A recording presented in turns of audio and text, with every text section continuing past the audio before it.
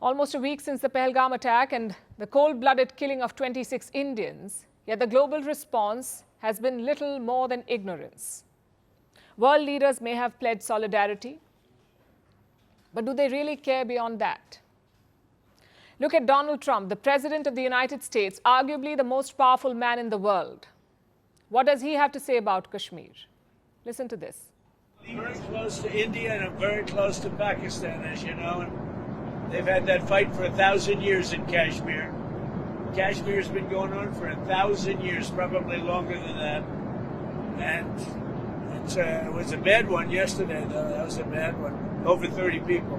Are you concerned that there's now tensions on the border between them? Are you concerned about, how are you concerned are you about that? Well, there have been tensions on that border for 1,500 years.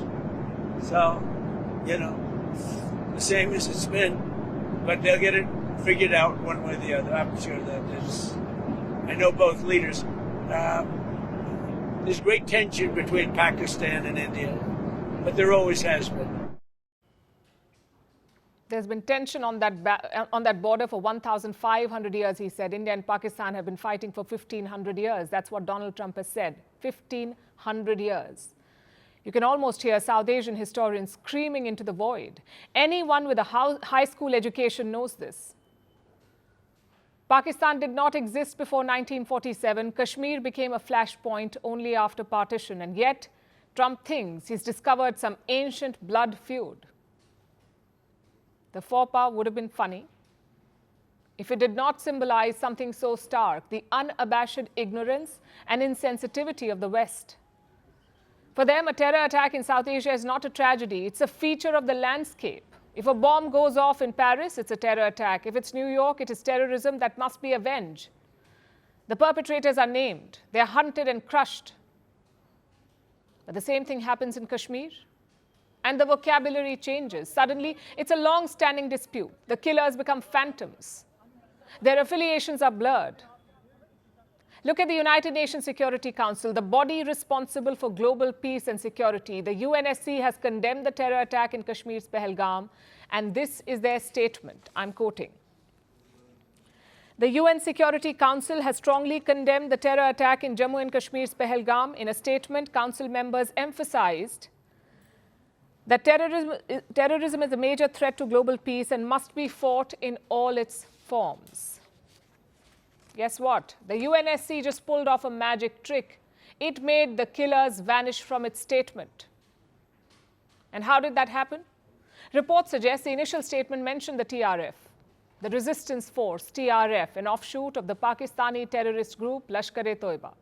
The TRF initially claimed responsibility for the attack. Then they backtracked and they said that their platform had been hacked.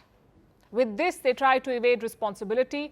The United Nations was happy to buy this sorry excuse.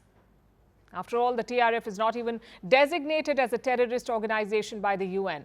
In their final statement, the TRF was not named because Pakistan has friends in the right place. I'm talking about its big brother, China. China is one of the permanent members of the UN Security Council, and it rallied to get the TRF's name out of the draft. Islamabad argued that there wasn't enough evidence to blame the TRF.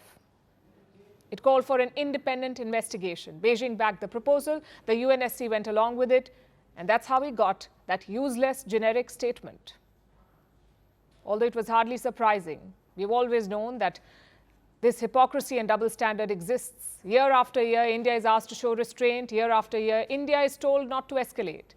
When the West bleeds, the world must stand still. When India bleeds, it's a 1,500-year-old fight that they will sort out. The fact is terrorism, whether it strikes Paris, New York, or Pahalgam. If the world will not say it, then India must. Greeting you with aloha and namaste.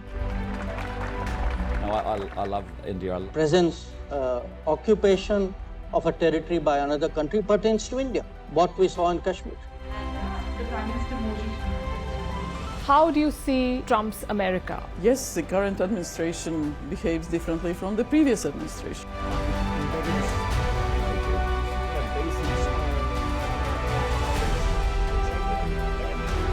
Are you saying that there are foreign powers who are trying to bring down the current government in Syria? Exactly. Bluntly, Iran, maybe Russia too.